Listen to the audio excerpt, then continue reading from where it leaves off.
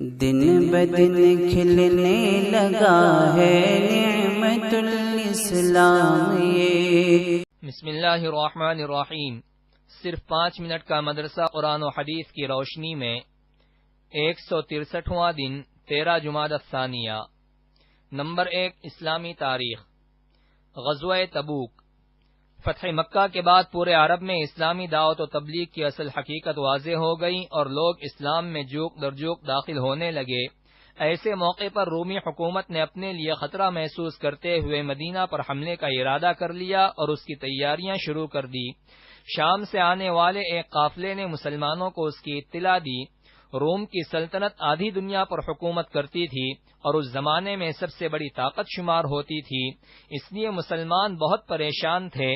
ایک طرف بے سر و سامانی کی حالت اور عرب کی سخت گرمی زوروں پر تھی اور دوسری طرف دور دراز کا سفر تھا، مگر خاموش بیٹھنا بھی کسی طرح مناسب نہیں تھا۔ چنانچہ رسول اللہ صلی اللہ علیہ وسلم نے جنگ کی تیاری کا اعلان کر دیا اور ماہ رجب سن 9 ہجری میں 30,000 کے لشکر کو لے کر آپ صلی اللہ علیہ وسلم تبوک کے لیے روانہ ہوئے۔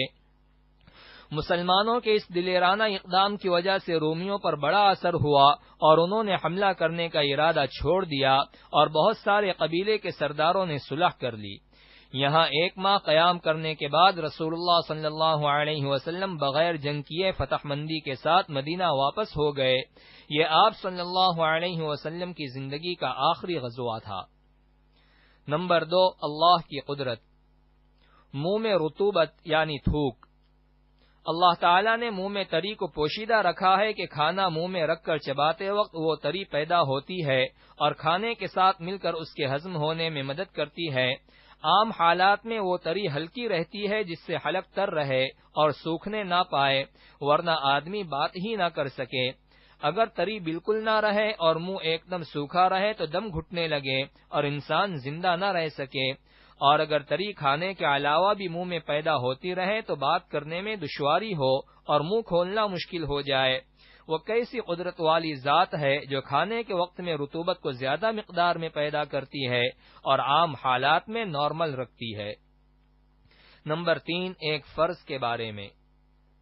میت کا قرض اس کے مال سے ادا کرنا۔ حضرت علی رضی اللہ عنہ فرماتے ہیں کہ رسول اللہ صلی اللہ علیہ وسلم نے قرض کو وصیت سے پہلے ادا کروایا، حالانکہ تم لوگ قرآن میں وصیت کا تذکرہ قرض سے پہلے پڑھتے ہو۔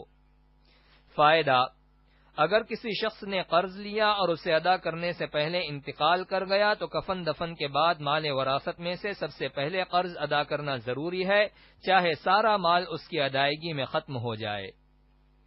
نمبر 4 ایک سنت کے بارے میں۔ استغفار کثرت سے کرنا۔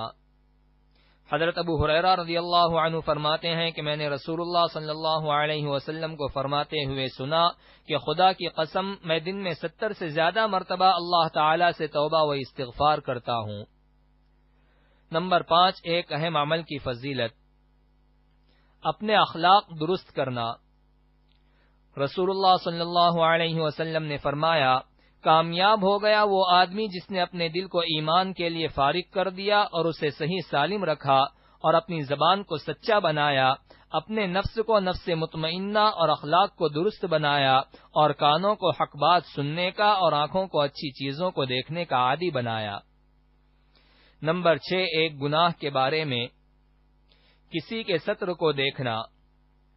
رسول اللہ صلی اللہ علیہ وسلم نے فرمایا، اللہ تعالی لعنت کرتے ہیں اس شخص پر جو جان بوجھ کر کسی کے ستر کو دیکھتا ہو، اور اس پر بھی لعنت ہے جو بلا عذر ستر دکھلاتا ہو۔ نمبر 7 دنیا کے بارے میں۔ مال جمع کرنے کا نقصان۔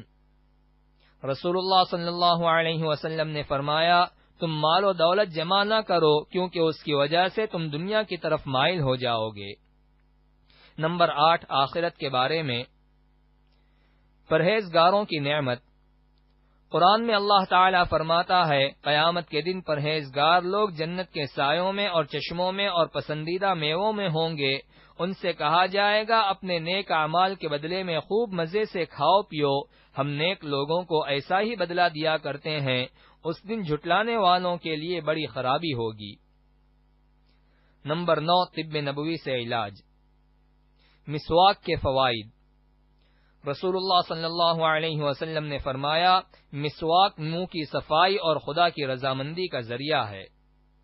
خلاصہ، علامہ ابن قیم رحمۃ اللہ علیہ مسواک کے فوائد میں لکھتے ہیں، یہ دانتوں میں چمک اور مسوڑوں میں مضبوطی پیدا کرتی ہے، اس سے منہ کی بدبو ختم ہو جاتی ہے اور دماغ پاک و صاف ہو جاتا ہے، یہ بلغم کو کاٹتی ہے، نگاہ کو تیز کرتی ہے اور آواز کو صاف کرتی ہے۔ نمبر 10، قرآن کی نصیحت۔ قرآن میں اللہ تعالی فرماتا ہے، اے ایمان والو، اللہ تعالی کا خوب ذکر کیا کرو اور صبح و شام اس کی پاکی بیان کیا کرو۔